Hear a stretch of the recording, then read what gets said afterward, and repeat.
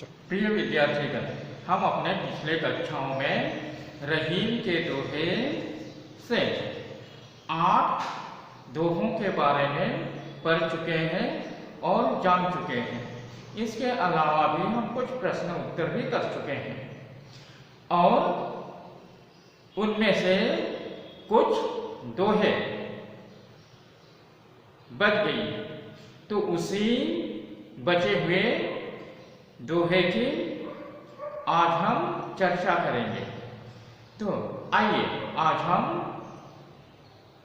दोहा 9 और 10 के बारे में जानेंगे और समझेंगे। तो आइए अब हम दोहा 9 जानते हैं, समझते हैं और चर्चा करते हैं। बिगड़ी बात बने नहीं, लाख करो किन कोई, रहीमन फाटे दूध को मथे, न माखन होई। तो यहाँ बिगड़ी का अर्थ है बिगड़ी, बने का अर्थ है बनते, किन का अर्थ है कितना, कोई का अर्थ है कोई, फाटे का अर्थ है फटे, मथे का अर्थ है मथना, वही का अर्थ है होना या होता। तो आइए अब हम भावार्थ समझते हैं। तो इन पंक्तियों में कवि रहीम जी कहते हैं, हमें हमेशा यह कोशिश करनी चाहिए कि कोई बात कभी भी न बिगड़ने पाए। जिस प्रकार अगर एक बार दूध फट जाए तो उसे जितना भी मथें उससे माखन तैयार नहीं हो सकता। ठीक उसी प्रकार अगर एक बार कोई बात बिगड़ जाए तो हम उसे कभी भी ठीक नहीं कर सकते। इसलिए किसी भी बात को बिगड़ने से पहले ही हमें उसे संभाल लेना चाहिए ताकि बात बिगड़े ही नहीं।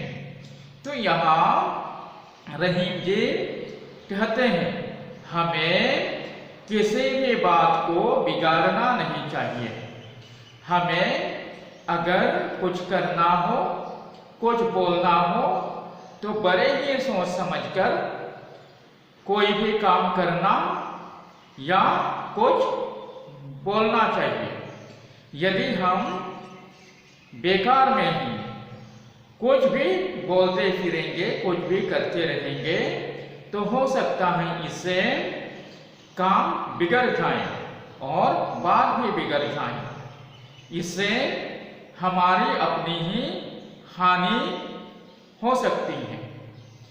तो इस प्रकार हमें हमेशा सजगता के साथ ही कुछ करना या बोलना चाहिए।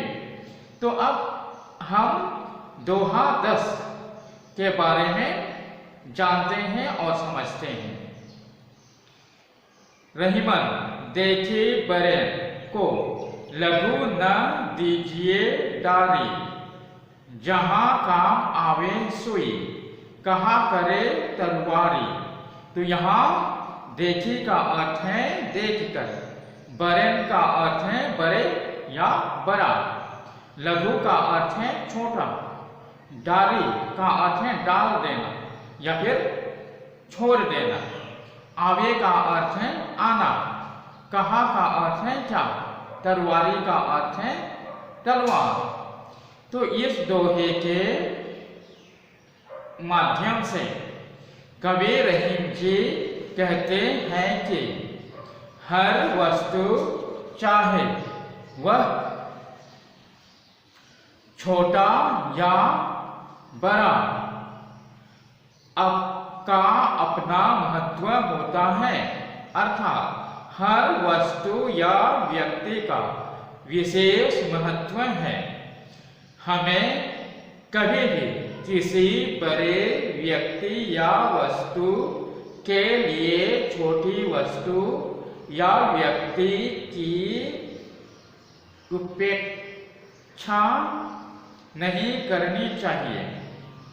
कवि कहते हैं कि जहाँ सुई का काम होता है वहाँ पर तलवार का कोई काम नहीं होता।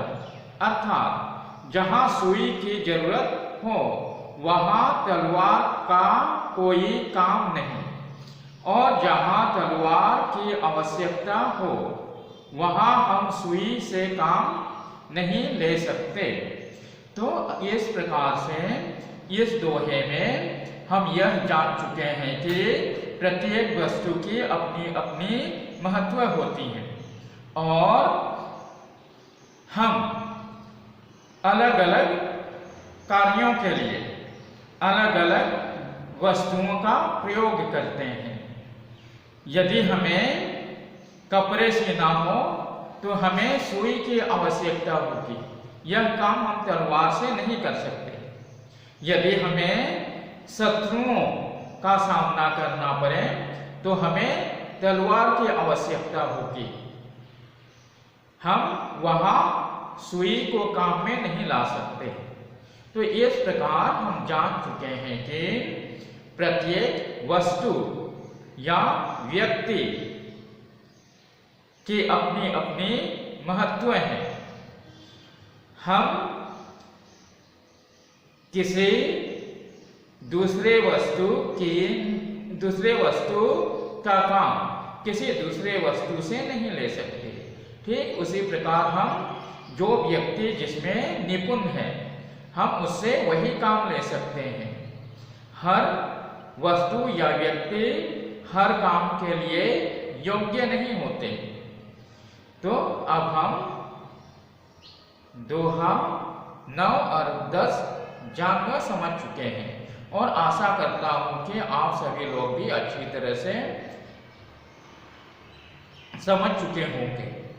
और यह समझना इसलिए भी जरूरी है ताकि इस दोहे के अंत में अर्थात सभी दोहे पूरे हो जाने पर आप लोगों को कुछ गृह कार्य दिए जाएंगे और साथ ही साथ कुछ वर्कशीट्स भी दिए जाएंगे जो आप लोगों को ही हल करना पड़ेगा।